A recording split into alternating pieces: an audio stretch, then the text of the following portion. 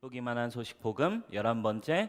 오늘은 정체성이라고 하는 주제를 이제 다루려고 합니다. I'm a new creation이라는 제목인데요. 여러분, 정체성이라고 하는 부분은 어떻게 보면 이 기쁘기만한 소식 복음에 어쩌면 이제 대단원의 끝이 다가오고 있습니다. 이제 거의 끝물 마지막 파트가 이제 정체성입니다. 어쩌면 정체성이라고 하는 것은 진짜 복음이 내 안에 가져졌는가, 내 안에 누려졌는가에 대한 확인 작업과 같습니다.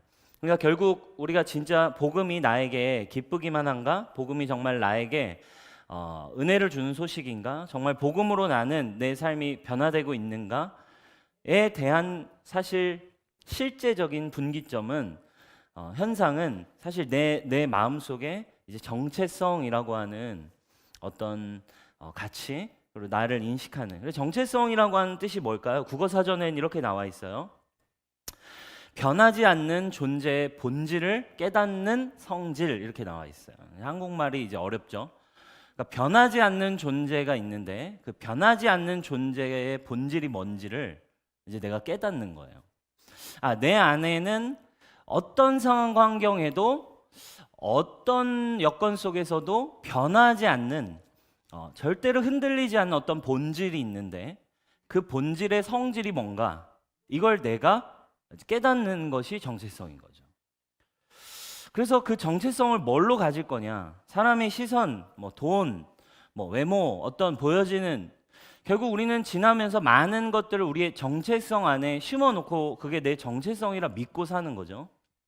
근데 어느 순간 그게 변하지 않으면 좋은데 어떤 상대적인 가치에 의해 변화가 찾아올 때 우리는 뭘 느낀다는 거예요? 정체성의 혼란을 느낀다고 이야기합니다.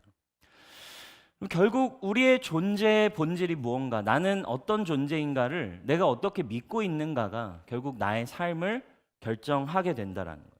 우리는 환경이 중요하다고 이야기합니다. 환경이 중요하다고 생각하고 있지만 그렇지 않습니다. 사실은 환경이 나를 결정하는 게 아닙니다.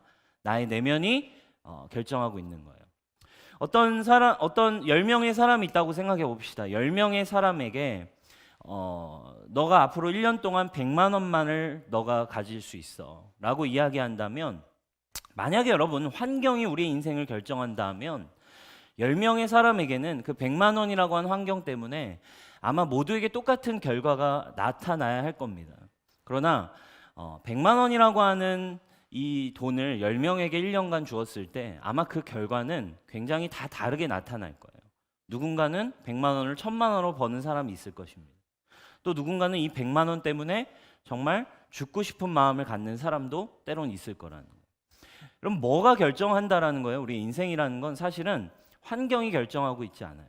그리고 그 환경을 바라보고 있는 나의 내면에서 많은 것이 결정되고 있고, 그리고 그 환경을 바라보며 중요한 건 비교하고 우리가 바라보고 있기 때문에 우리의 삶이 힘들어지는 것뿐이라는 거예요.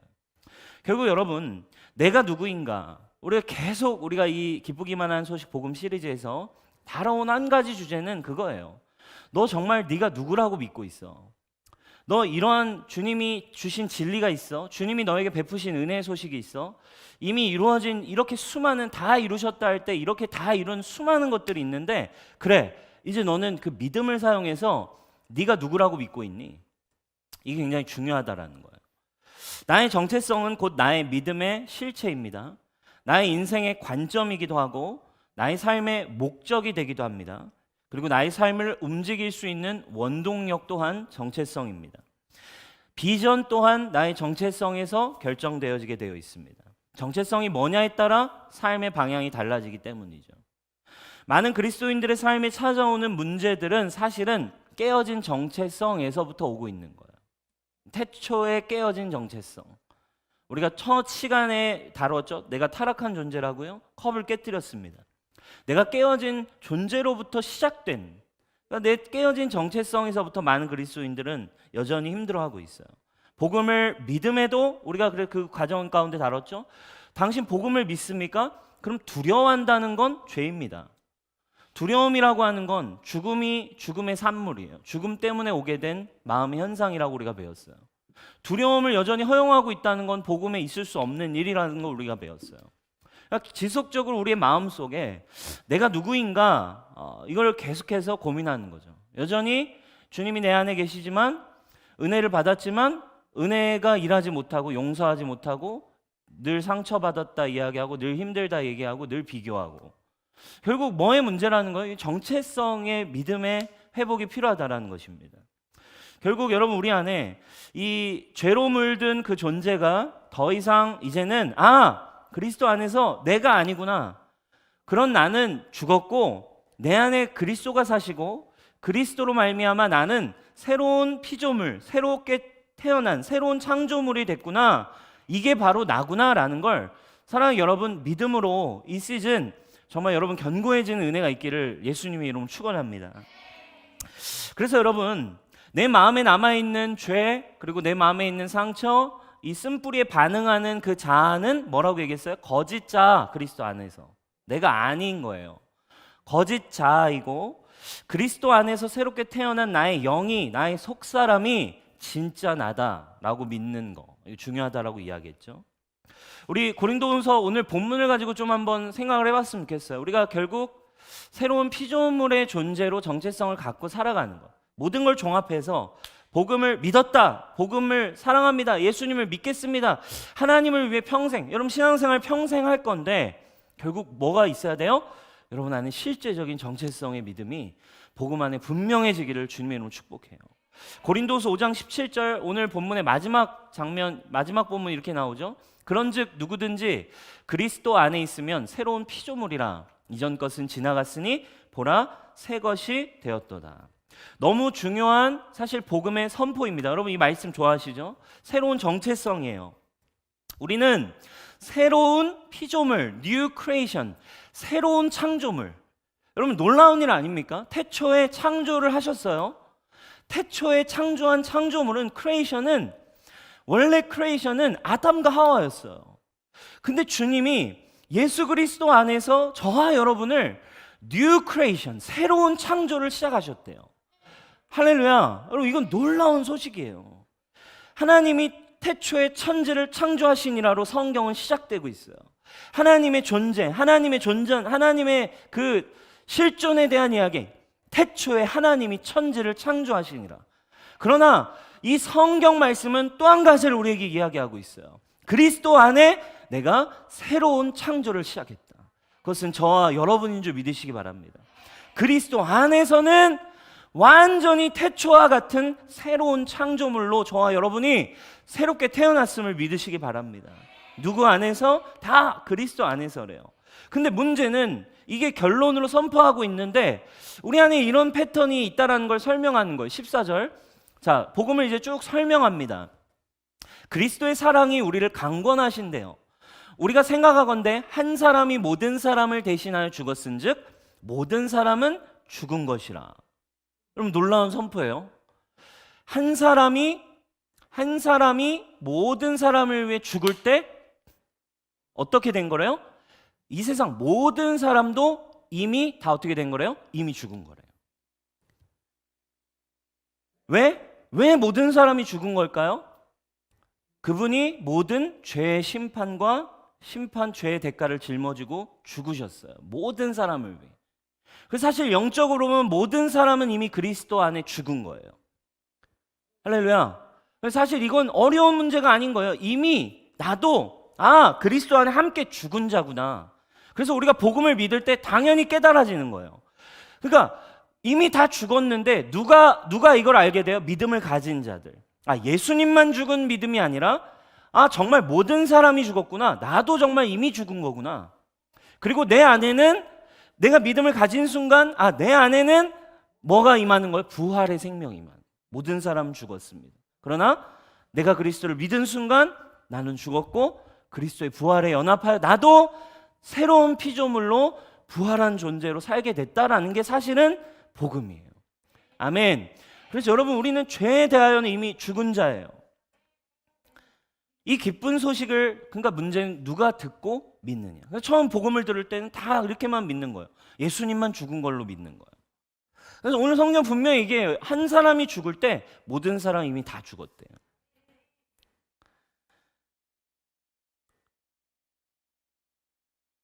15절입니다.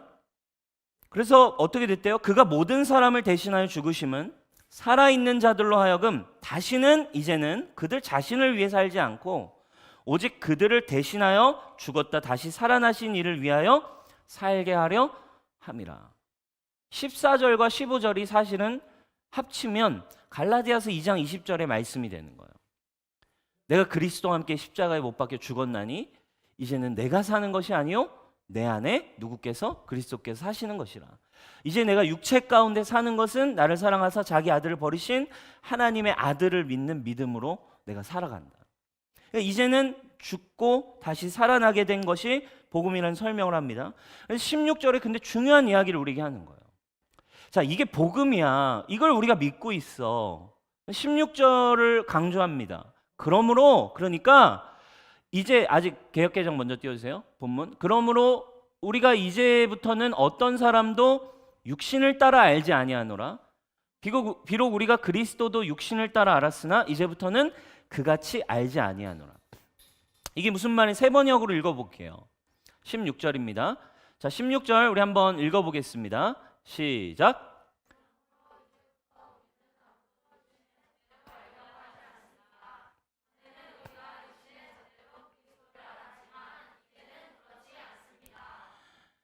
그러므로 이제부터 우리는 아무도 육신의 잣대로 알려 하지 않는데요. 육신의 잣대로 알려고 하지 않는데요. 전에는 육신의 잣대로 그리스도도 알았지만 이제는 그렇지 않습니다. 자, 지금까지는 우리가 죄의 법, 율법, 사망의 법, 이 죽음으로 향하고 있는, 여러분 생각해 보세요. 죽음이 앞두고 있는 사람의 마음, 결국 절망이 앞에 놓여 있는 게 뻔히 아는 사람의 마음, 이 길로 달려가면 결국 낭떠러지라는 걸 알고 있는 사람의 마음, 그 결과를 알고 있는 사람의 마음이 어떨까요? 여러분 죽음이죠. 두려움이죠. 깨어짐입니다. 근데 우리는 계속해서 여전히 그 마음으로 살아가고 있어요. 그 사고방식을 가지고 생각하고 판단했습니다. 계속해서 여전히 근데 문제는 뭐예요? 믿고 난 다음에도 이게 진짜 나라고 믿고 사는 거예요. 내 육신과 내 혼에 사로잡힌 이 세상에 살아가는 내 삶 속에서 계속 그 마음이 나라고 믿고 가는 거예요. 주님으로부터 용서받았고 사랑도 받았고 은혜도 때론 받았지만 또 누군가의 말 한마디, 또 누군가의 어떤 문제, 또 어떤 상황이 탁 오면 벌써 마음이 확 찢어지고 마음이 벌써 확 가라앉는. 여러분 이게 훈련이 필요한 거예요. 뭐의 훈련이 필요하다라는 거예요? 그 상태로는 우리가 변할 수 없어요. 하나님 나라를 누릴 수 없대요. 아무리 예수님 사랑해도.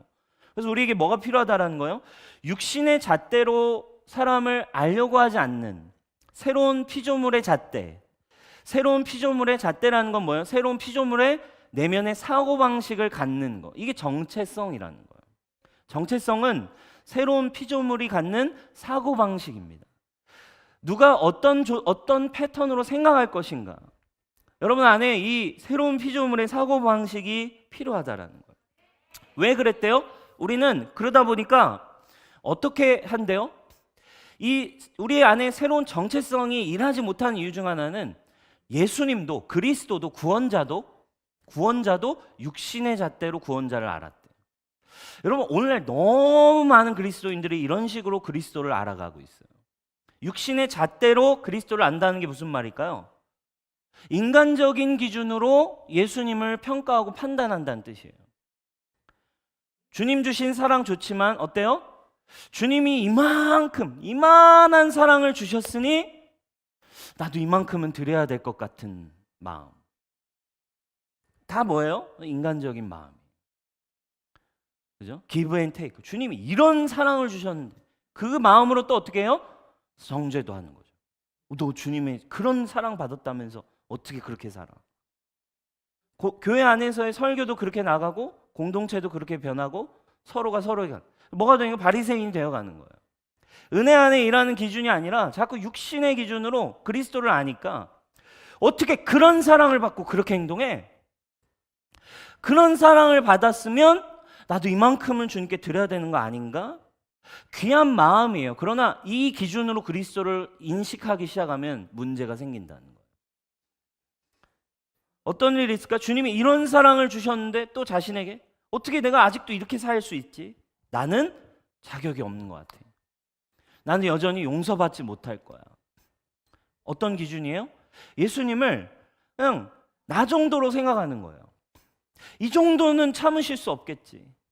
어떻게, 우리는 그런 거예요. 사람과 사람 사이의 관계에서 정말 사랑했는데 어떻게 이렇게 사랑했는데 오빠 그럴 수 있어. 정말 사랑했지만 오빠의 변하는 이 마음을 보고 와, 어떻게 이럴 수 있나.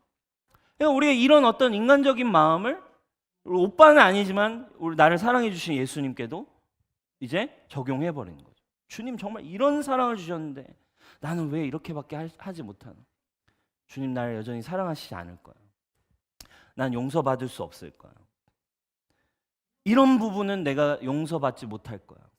사실 이게 여러분 우리의 무의식과 내면 안에, 영 안에 교묘하게 역사한다니까요. 사람들의 기준과 인간적인 잣대가. 문제는 뭐래요? 육신의 잣대로 그리스도를 계속 평가하고 계속 생각한다라는 거죠. 인간적인 이해, 그리고 인간적인 수준에서의 사랑, 인간적인 수준의 용서, 인간적인 수준의 은혜, 이 정도로 그리스도를 자꾸 만들어 놓는 거예요. 그러니까 누군가는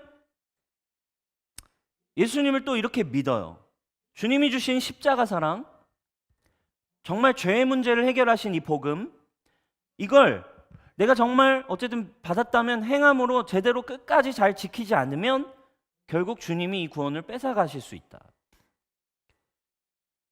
여러분 이게요 굉장히 인간적으로는 굉장히 맞는 것 같아요. 저도 그런 어떤 기준을 굉장히 많이 가지고 있었어요. 근데 정말 복음이 되기 위해 생각했을 때 어떤 부분의 이 영역은 인간적인 기준이 들어가 있는 부분이라는 걸 깨달았어요. 왜? 그러니까 구원은 전적으로 하나님이 결정하시는 건 맞아요. 어떻게 될지 몰라요. 구원은 결국 하나님이 결정하세요. 그러나 우리가 진리, 복음의 관점에서만 한번 생각해 보자는 거예요. 하나님이 세상을 이처럼 사랑하사 죄의 문제를 정말 해결해서 저와 여러분을 이제 그분의 동역자로 영원한 신부로 부르시는 그 마음에 대해서 한번 생각해 보자는 거예요. 진리에 대해서. 근데 어떤 생각인 거예요? 성경이 말하는 복음은 적어도 그런 가치랑은 위배된다는 거예요. 자, 생명을 주시기 위해 오셨는데 결국 그 생명을 우리의 행함으로 다시 빼앗는 걸 가능성을 두고 이 땅에 오셨다면 결국 사실 예수님이어야 했을까요? 굳이 예수님이 오실 필요가 있었나요? 그 율법에 이전에도 이미 그렇게 하던 건데 율법을 주님의 뜻을 잘 지켜 행해서 결국 하나님 기뻐하시는 존재가 되는 거. 이미 구약에서 율법을 통해서 이미 결국 인간은 율법은 죄를 더 드러내고 우리의 힘으로는 절대로 하나님께 생명이 이룰 수 없다는. 근데 이제 자 죄를 해결하셨어? 내가 너에게 보냈어? 자 이제 내가 볼 거야. 내가 이거 완벽한 거 줬는데 이 완벽한 걸 사용하지 못해? 이 완벽한 걸 네가 못해? 그럼 너 다시 빼앗을 거야. 네 문제야. 그럼 굳이 예수님이 필요가 있냐는 거예요. 율법의 역할을 그냥 보완하면 되지 않았을까요? 그렇지 않은 거예요. 여러분 사랑하는 여러분, 그리스도의 사랑 안에 여러분 정죄함 없는 온전한 여러분 구원을 누리는 은혜가 있기를 주님의 이름으로 축복합니다. 율법의 완성은 사랑이라고 이야기합니다. 예수 그리스도는 이 율법을 완전하게 성취하신 분임을 여러분 믿으시기 바라요. 기쁘기만 한 소식 복음입니다.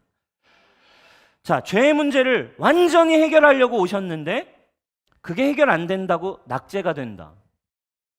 그러면 복음이 정말 죄의 문제를 해결하는 거라고 얘기할 수 있을까요? 그렇지 않습니다.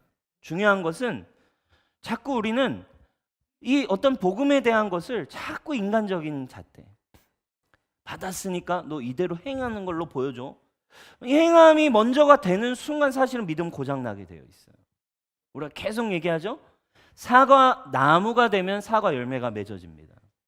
새로운 피조물이 되었음을 분명하게 믿은 자들에게 새로운 피조물의 열매가 맺어집니다. 거룩을 행해서 거룩을 증명하는 게 아니라 거룩한 자가 되었음을 믿을 때 거룩함의 열매가 나타납니다. 아멘. 여러분 안에 이 새로운 피조물의 사고방식, 진리의 사고방식으로 여러분이 살아가는 은혜가 여러분들이 있기를 주님의 이름으로 축복합니다. 중요한 건 진리를 인간적인 잣대로 해석하고 바꾸지 않아야 삶이 변화돼요. 새로운 피조물의 사고방식이 필요합니다. 진리를 진리로 믿고 영적인 진리 안에 내게 이루어진 바를 그대로 믿음으로 살아가는 삶이 여러분 안에 시작되셔야 해요. 여전히 우리 안에 남아있는 인간적인 기준, 인간적인 개념, 인간적인 가치는 계속해서 여러분들의 마음에 정체성을 공격합니다. 사랑하는 여러분, 이제는 육신의 잣대가 아닙니다. 은혜의 잣대, 새 언약의 잣대, 그리스도의 잣대로 바라보는 은혜가 있기를 축복해요. 다시 한번 우리 고린도후서 5장 17절, 그래서 결국 육신의 잣대가 아니라 뭘로 보라고? 17절 우리 큰 목소리로 한번 읽어보겠습니다. 시작. 그런즉 누구든지 그리스도 안에 있으면 새로운 피조물이라 이전 것은 지나갔으니 보라 새 것이 되었도다. 아멘. 우린 새롭게 태어났습니다. 복음으로 여러분들이 누리고 여러분 내면 안에 정체성, 새로운 피조물의 사고방식으로 이제 살아가는 은혜가 있기를 축복해요. 자, 새로운 피조물로 살아가는 새로운 피조물의 사고방식을 정체성, 우리의 새로운 존재는 가지고 있어요. 우리가 이 정체성에 대해서 한 주 정도 더, 한 2주 정도 이제 보게 될 텐데, 자, 우리가 이 새로운 피조물의 사고방식을 가질 때 훈련을 이제 좀 해야 됩니다. 어떤 훈련을 우리 내면 속에 이제 해야 될까? 첫 번째, 진리의 말씀에 입각한 생각을 하실 수 있어야 되는 거예요. 말씀에 이렇게 나옵니다. 육신을 따르는 자는 육신의 일을, 영을 따르는 자는 영의 일을 생각하나니 육신의 생각은 사망이요 영의 생각은 생명과 평안이니라. 이건 여러분들 이제 선택, 정체성을 무엇으로 살 것이냐, 선택, 분별, 믿음의 문제예요. 아까 얘기한 대로 세상의 가치로 살아온 우리가 세상의 사고방식을 쫓는 건 너무 쉬운 거예요. 육의 생각을 따라가는 건 너무 쉬운 거예요. 받은 대로 저 사람이 나에게 행한 대로 돌려줘야 되는 마음, 똑같이 갚아주고 싶은 마음, 미워해버리고 싶은 마음, 그냥 때려쳐버리고 싶은 마음, 어떤 이런 인간적인 생각들이 여전히 사고방식이 우리 안에 있지만 어떻게 하래요? 육의 생각은 사망이고 영의 생각은 생명과 평안이에요. 그러면 이 영의 생각, 새로운 피조물의 사고방식을 우리가 어떻게 보존하고 세워갈 수 있을까요? 자, 요한복음 6장 63절 이렇게 나옵니다. 살리는 것은 영이니 육은 무익하니라. 내가 너에게 이른 말은 영이요 생명이라. 자, 여기서 이야기한 한 가지가 뭐예요? 하나님의 말씀이 곧 영이고 하나님의 말씀이 곧 생명이래요. 할렐루야. 하나님 우리에게 주신 성경 말씀, 이 말씀 자체가 영이고 이 말씀 자체가 생명이에요. 그러니까 그 말씀만이 우리의 영 안에, 우리의 믿음에 도움이 되는 거예요. 사람이 도움되는 게 아닙니다. 제가 여러분에게 여러분 영에 도움을 주는 게 아닙니다. 저를 통해 성령이 선포하게 하시는 말씀이 여러분들의 영을 돕게 하는 겁니다. 여러분들의 리더가 있지만 리더가 그냥 존재 자체로 여러분들의 영을 살리는 게 아니에요.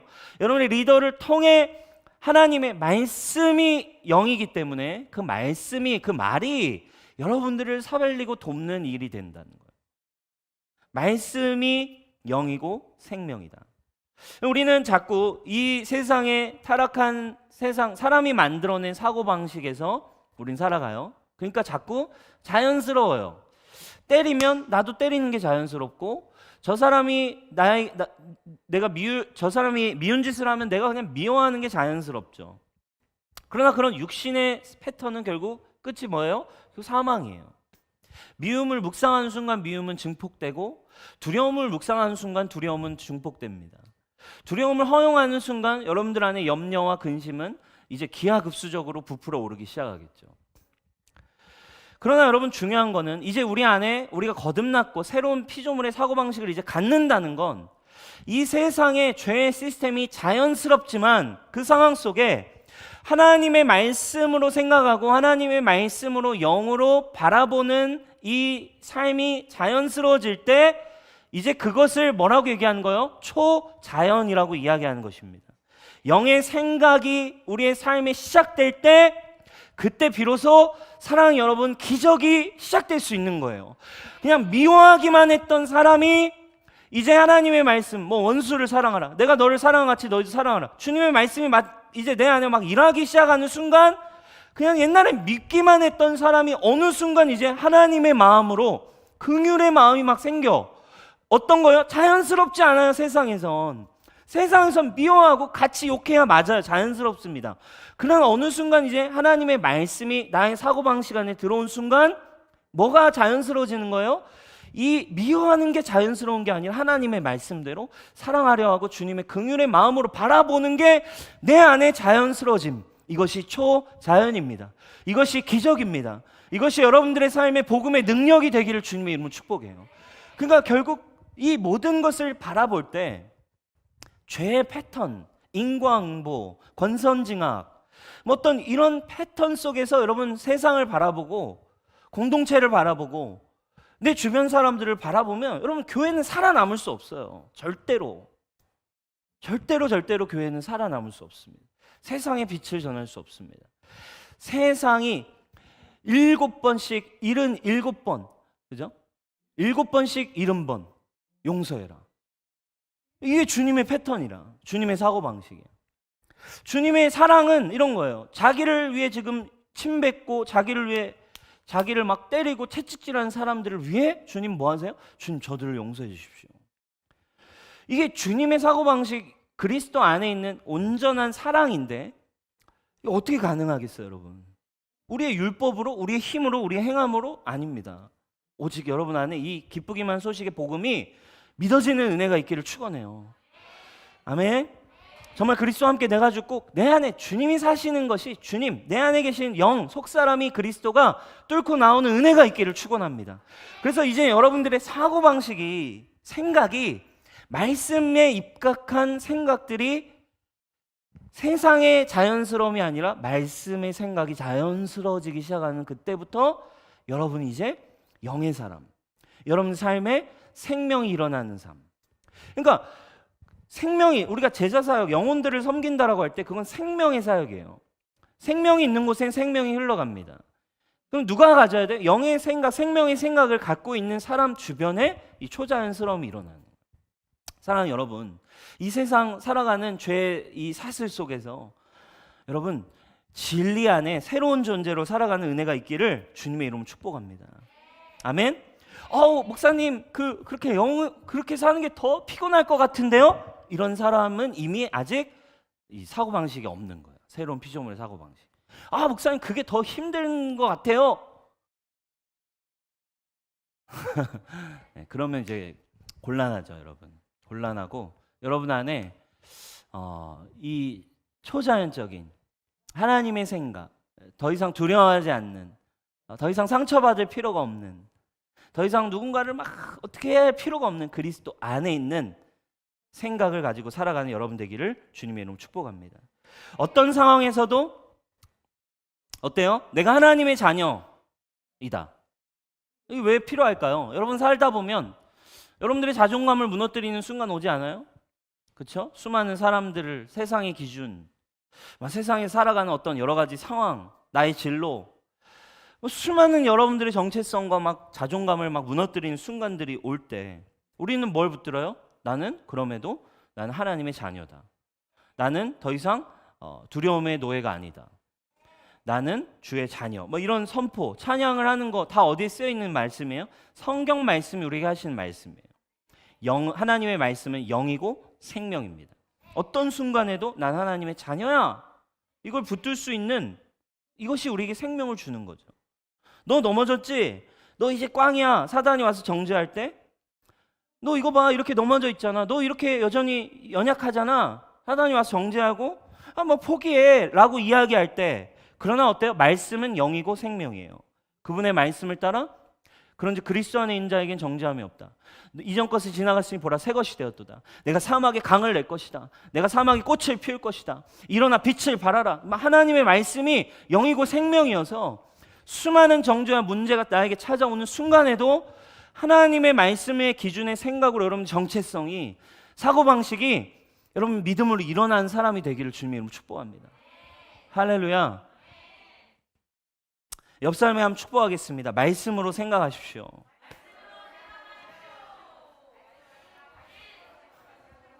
말씀이 여러분들이 주는 믿음으로 여러분 자신을 바라보고 세상을 바라볼 수 있게 바랍니다. 자, 이제 두 번째, 진리의 말씀에 입각한 생각이 됐다면 이제 진리의 말씀에 입각한 시각이 필요합니다. 자, 말씀 우리 히브리서 11장 1절과 3절 같이 한번 읽어보겠습니다. 시작. 믿음은 바라는 것들의 실상이요 보이지 않는 것들의 증거니 믿음으로 모든 세계가 하나님의 말씀으로 지어진 줄을 우리가 아나니 보이는 것은 나타난 것으로 말미암아 된 것이 아니니라. 자, 믿음은 바라는 것의 실상, 보이지 않지만 보이는 거래요. 지금 나에게 내 눈엔 보이지 않지만 이미 있는 것으로 내가 보는 거래요. 땅문서 이런 표현이죠. 땅문서예요. 땅문서는 내 눈에 그 땅이 있진 않아요. 지금 내 눈앞에 그 땅이 가보지 않아도 그 땅문서를 제가 갖고 있으면 뭐가 제 거인 걸 알아요? 마치 그 땅이 제 거인 걸 분명하게 제가 아는 것처럼 믿음이라는 게 그런 거래요. 보이지 않지만 이것이 분명하게 보이는 것, 실존하는 것으로. 자, 3절. 믿음으로 모든 세계가 말씀으로 지어진 걸 아나니 보이는 건 나타난 것으로 말미암아 된 게 아니라 보이지 않는 것에 먼저 그것이 있다라는 거예요. 우리는 어때요? 보이는 대로 바라봅니다. 현상 그대로 믿어요. 상황에 넘어집니다. 더 중요한 것은 여러분 보이는 걸 그대로 보는 게 아니에요. 그러니까 현상으로만 받지 않아요. 문제는 뭐가 문제예요? 현상을 우리에게 찾아올 때 이걸 가지고 더 끔찍한 상상을 만들어낸다는 거예요. 이게 뭐의 능력이? 인간은 믿음의 존재예요. 믿음의 존재라는 건 상상의 존재라는 거예요. 그러니까 믿음이 작동해요. 인간 누구나. 근데 문제는 현상으로 살아가는 사람은 어떤 문제가 탁 찾아오면 어떤 어려움이 탁 찾아오면 그걸 가지고 이제 믿음을 쓰기 시작하는 거죠. 어떤 믿음? 일어나지 않을 일들까지 계속해서 상상을 해가기 시작하는 거예요. 미워하는 사람 그래서 우리는 머릿속에서 수십 번을 죽이기도 하는 거예요. 자기의 과거의 경험, 상처의 쓴뿌리의 눈으로 일어나지 않을 일을 염려와 두려움으로 바꿔버려요. 이게 육신의 잣대 그리고 새로운 피조물의 사고방식을 갖지 않으면 여전히 아무리 신앙생활 한다 해도 상처에 며칠 밤을 지새야 되고 분노 속에 막 이거에 해결이 안 되는 채로 가는 거죠. 누군가 탁 나에게 불편한 말을 했을 때 분명히 리더이고 사역도 하고 있지만 하나님 사랑하지만 누군가 불편한 말을 탁 들은 순간 이걸 가지고서 이 육신의 사고방식으로 막 공장을 돌리는 거예요. 상상과 이제 두려움과 염려와 근심이 막 증폭됩니다. 하나님 원하시는 건 이런 식으로 세상을 바라보는 게 아니라 원래 이 세상은 하나님의 말씀으로 만들어졌기 때문에 하나님의 말씀으로 여러분 세상을 바라볼 수 있기를 주님의 이름으로 축복합니다. 세상이 왜곡되고 타락된 거예요. 우리의 원래 정체성은 진리로 바라보고 진리로 상상하고 진리로 생각하고 바라볼 수 있는 삶입니다. 그것이 새로운 피조물의 눈입니다. 말씀을 통해서 그것이 이루어질 것을 우리는 상상할 수 있는 거예요. 우리 말씀 하나 더 보겠습니다. 고린도후서 4장 18절입니다. 우리가 주목하는 것은 보이는 것이 아니요 보이지 않는 것이니 보이는 것은 잠깐이요 보이지 않는 것은 영원합니다. 이제 우리의 삶을 뭘로 볼 줄 알아야 돼요? 보이지 않지만 현재 상황에 보세요. 아까 연결해서 내 상황은 넘어졌고 힘들고 계속 끊임없이 고난과 염려가 끊이지 않는 상황이지만 주님의 말씀이 내 안에 영이에요. 말씀으로 생각합니다. 그리고 그 말씀으로 여러분들이 이제 그것을 시각화하고 말씀을 선포하기 시작하고 말씀대로 결국 내 삶은 하나님의 자녀에 해당하게 하나님의 자녀와 같이 하나님의 정복자와 같이 그리스도의 제자와 같이 나는 세상을 이길 것이다. 세상을 이기는 승리는 이것이니 우리의 믿음이다 라고 이야기한 것처럼 나는 믿음으로 이제 이길 것입니다. 하나님의 언약은 나의 삶에 일어날 것입니다. 아멘. 아멘. 축복합니다, 여러분. 믿음으로 여러분 시각할 수 있기를 주님의 이름으로 축복해요. 할렐루야. 여러분들의 마음과 삶 가운데 어려움과 문제가 끊이지 않죠. 여러분, 그래서 우리 뉴스홈교회 모든 여기 우리 좀 자매들이 와 있는데 오늘 좀 마음들이 막 되게 좀 침울한 것 같아요, 분위기가. 네? 지금 사랑하는 여러분, 믿음으로 여러분 생각할 수 있기를 축복하고, 그 순간 믿음으로 여러분 시각할 수 있어요. 그러니까 어떤 순간에도 자신감을 잃지 않습니다. 어떤 순간에도 힘들고 어렵지만 사랑하는 여러분, 여러분들의 생각과 마음은 믿음으로 살아나셔야 돼요. 아멘. 그러니까 이게 승리하는 사람들의 스테디한 패턴이에요. 이게 안 되면 주일에 좋았다가 평소에 막 늘 꼬꾸라져 있고, 늘 표정이 안 좋고, 늘 스트레스 받고, 늘 염려와 걱정 가운데 살아가고, 늘 관계에 얽히고 설킨 문제 때문에 계속 정체성의 고통을 받는, 여러분들의 언약, 여러분들에게 주신 말씀대로 여러분 생각하고 상상할 수 있기를 주님의 이름으로 축복합니다. 말씀을 마무리하고 싶어요. 사랑하는 여러분, 오늘 새로운 피조물에 대한 이야기를 하나 했어요. 새로운 피조물에 대한 이야기를 했는데 끄지 않으셔도 돼요. 새로운 피조물에 대한 이야기를 우리가 했어요. 결국 뭐예요? 그리스도 안에서 우리는 새로워졌다. 새로운 존재로 주님이 우리를 아예 만들어 놓으셨어요. 자, 이것은 과정이 아니에요. 우리가 어떤 노력을 해서 만들어지는 게 아니에요. 이미 선물로 새로운 걸 우리에게 주신 거예요. 아멘. 여기 헝게 있는데 이거 헝거를 고쳐가지고 쓰는 게 아닙니다. 헝거를 없애고 죽여버리고 새 걸로 만들어서 여러분들에게 허락하셨대요.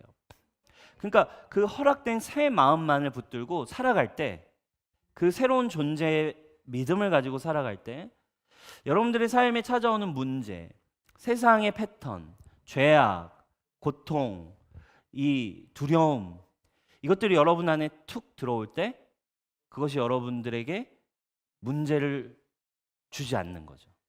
여러분들을 더 이상 건드릴 수 없는 것입니다. 여러분, 영상 하나만 볼까요?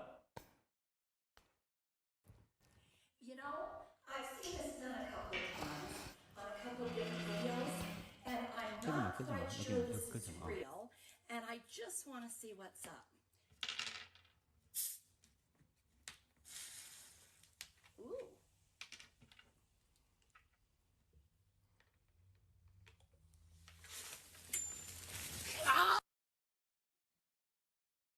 네, 여러분 잘 아시는 멘토스랑 콜라 이야기예요. 이 아주머니가 뭐 영상을 제가 몇 개 봤는데 나는 그게 가짜인 것 같다, 진짜인지 의심스럽다, 내가 한번 해보겠다 하고서 지금 이제 하시는 짧은 영상인데, 콜라에 뭐 이게 왜 그러냐, 뭐 콜라에 탄산이랑 뭐 멘토스가 뭐 기포로 돼 있는데 이게 뭐 부딪혀서 뭐 화학 반응을 이제 일으켜 버린대요. 근데 오늘 우리가 이제 좀 보고 싶은 것은 우리의 마음이에요. 여러분들의 마음이 마치 이 세상의 문제들이 여러분들한테 탁 들어올 때 여러분들의 마음이 이 새로운 피조물의 정체성, 그러니까 정체성이 무엇이냐가 준비되어 있지 않으면 결국 우리의 마음은 터져버리게 되는 거죠. 우리 한번 해볼까요? 제가 여러분 위험을 무릅쓰고 오늘 한번 실험을 해보도록 하겠습니다. 제가 오늘 또 비대면 예배인 만큼 오늘 또 유튜버처럼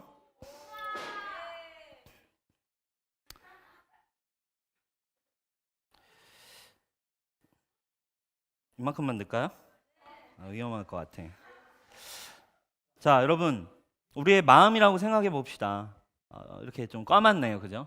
우리가 연약하고 우리의 죄된 우리의 존재로서는, 그러니까 우리의 마음은 이렇게 타락했죠, 어둡죠, 힘들죠. 근데 이 순간 여기에 이제 문제들이 우리의 마음 가운데 들어오는 거예요. 어떤 미움, 또 두려움, 또 불안, 염려, 또 옆 사람의 한마디의 말이 들어옵니다.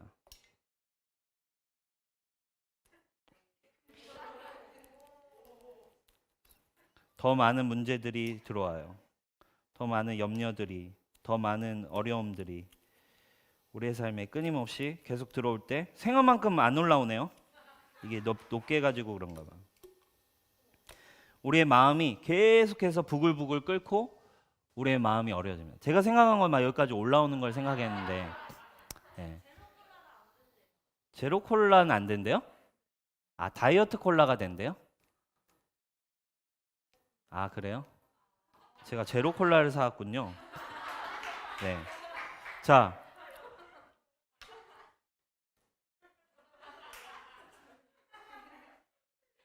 아무튼 여러분, 우리의 마음 가운데 이렇게 문제들이 계속해서 올라오죠. 그러나 중요한 거는 이대로 살 수 없어요. 이걸 꺼내려고 할 수 없어요. 이게 안 들어오길 바랄 수 없어요. 이걸 파낼 수도 없습니다. 문제는 한 가지밖에 없어요. 방법은 한 가지밖에 없어요. 우리의 정체성을 주님이 주신 새로운 피조물로 바꾸는 것 외에는 없습니다. 이것은 우리의 노력이 아니라 주님이 주신 선물이고 우리 안에 거하시는 성령을 통해 여러분들이 믿음으로 믿기만 하면 되는 거예요. 여러분 더 이상 헛마음으로 여러분 그대로 두려고 하지 마세요. 인간적인 잣대로 모든 것을 해석할 필요가 없습니다. 그렇게 갈 때 여러분들의 문제는 여러분들은 계속해서 어려움 가운데 살 수밖에 없어요. 그러나 주님께서 우리에게 새로운 피조물이 되게 하셨어요. 그러나 이 순간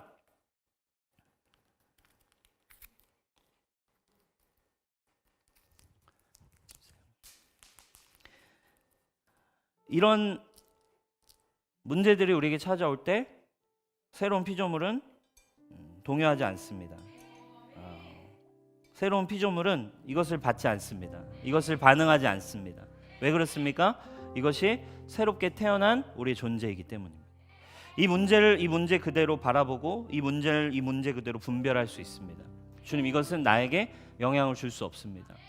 내 마음속에 이 문제가 뒤섞여서 끊임없이 이렇게 부글부글 이게 언젠가 사라질 때까지 언제 사라질까요, 여러분? 죽어야 사라질까요? 흙이 들어가기 전까지 용서할 수 없어. 이게 여러분 우리의 두려움을 가진 인간의 마음입니다. 그런 사랑하는 여러분, 우리가 이제 이 기쁘기만 한 소식 복음을 마무리하는 시즌에서 여러분들이 취해야 하는 오늘 이미지는 바로 이거예요.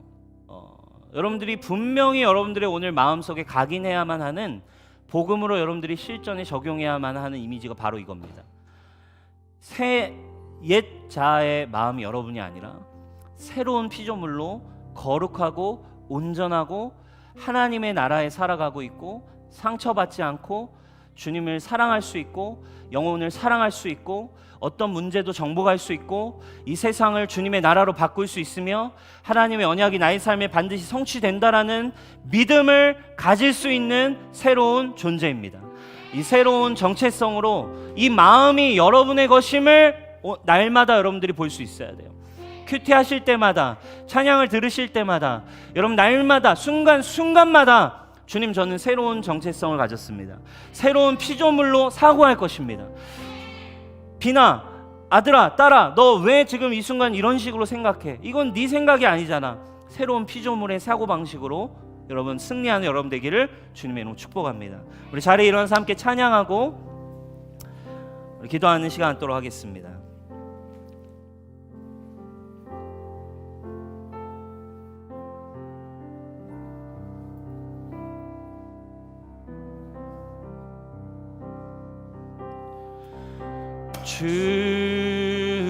주를 영원히 송축해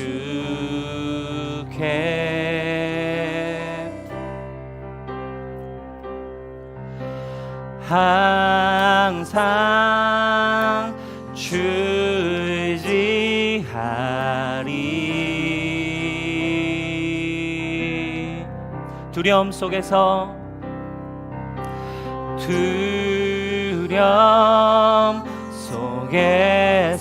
날 건지사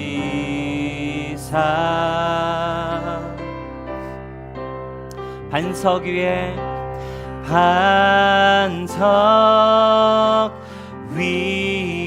날 세우셨네. 요동하지 않고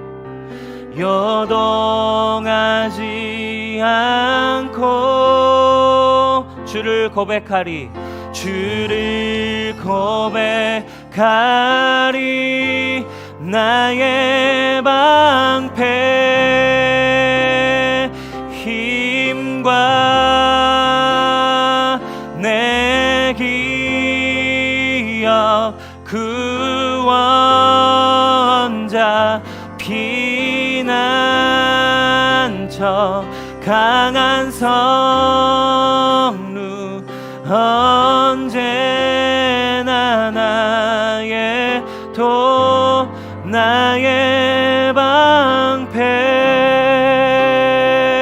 힘과 내 기업 구원자 피난처 강한 성루 언제나 나의 도움 되시네. 요동하지 않고 요동하지 않고 주를 요동하지 않고 요동하지 않고 주를 고백하리. 나의 방패 힘과 내 기업 구원자 피난처 강한 성루 언제나 나의 도움 되시네. 우리 시간 한번 기도할까요? 우리 기도할 때 여러분 왜 예수님을 믿으면서 그렇게 방치하고 사세요? 왜 예수님 믿으면서 가장 기쁘기만 한 소식을 갖고 있으면서 왜 여러분들의 마음을 관리하지 않으시나요? 여러분 우리의 집은 조금만 더러워져도 우리는 청소할 수밖에 없어요. 우리의 집에 창문이 열려 있어서 막 바람이 흙먼지가 날렸다면 우리의 방이 금세 더러워지죠. 여러분 우리의 방이 막 먼지가 쌓여 있다면 뭐 수많은 막 태풍이 불었는데 창문을 열어놔서 밖에 있는 온갖 쓰레기들이 만약에 내 집에 들어왔다고 생각해 봅시다. 또 심지어 여러분 집에 도둑이 한번 들었다고 생각해 보세요. 신발 신고 그냥 들어와서 여러분의 집을 다 헤쳐놓고 여러분들의 마음을, 여러분들의 집을 막 그냥 막 다 파헤쳐 놓고 뒤집어 놨다고 생각해 보세요. 우리의 집은 어쨌든 어떻게 해요? 우리가 청소합니다. 어쨌든 우리가 이 집을 다시 보수하고 관리하고 다시 원위치를 시킵니다. 왜? 내가 살 집이니까. 내가 결국 살아야 되니까. 도둑이 들어왔던 뭐 흙먼지가 날렸던 내가 살아가야 할 곳이니까 이대로 살 수는 없는 거니까 청소하고 정리하고 다시 살아가는 거예요. 그러나 여러분들의 마음의 집인 여러분들의 마음은 도둑들이 들어와서 여러분들의 마음에 상처를 주고 여러분들의 마음에 어려움을 주고 수치를 주고 문제를 일으킬 수 있어요. 또 수많은 먼지들이 여러분들에 쌓여있지만 왜 여러분들의 마음은 그대로 두냐는 거예요. 내가 평생 살아갈 집인데, 내가 평생 가지고 가야 되는 것이 내 마음인데, 가장 중요한 거예요. 우리의 겉사람, 우리의 외모, 우리의 보여지는 거, 우리의 실력, 이것도 중요하지만 첫 번째 먼저 우리가 복음 안에서 누려야 할 것은 그분이 복음 메시지는 한 가지입니다. 나는 이제 네 안에 거할 거야. 네 안에서 너와 영원토록 함께 이 진리 안에 영원한 천국을 나와 함께 이제 시작하고 지금 살아가자. 천국을 누리자. 이것이 복음입니다. 사랑하는 여러분, 여러분들의 마음을 관리하셔야 돼요. 여러분들의 마음을 들여다보셔야 돼요. 문제 그대로 그냥 여전히 이 멘토스처럼 문제를 일으키는 것 그대로 마음을 두는 것이 아니라 주님, 복음이 나에게 주신 선물, 새 마음으로 예수님의 새로운 피조물의 마음으로 주님, 전 살아갈 것을 선포합니다. 주님, 수치와 상처는 그리스도 안에 새롭게 되었습니다. 당신이 채찍에 맞으심으로 나음을 입었습니다. 오늘 연약하지만 저는 다시 일어나게 될 것입니다. 이 새 마음을 붙드는 연습, 주님 이 시즌 우리가 시작할 수 있게 인도해 주십시오. 상처를 주님 안에 바라보는 연습을 시작하게 하여 주십시오. 주님 안에 회복이 일어나는 믿음이, 정체성이 다시 한번 일어나 우리의 삶을 붙들고 일으키는 정복자로 일어나게 하여 주십시오. 여러분들의 마음을 들여다보며 우리 같이 한번 기도하겠습니다. 주님 감사합니다.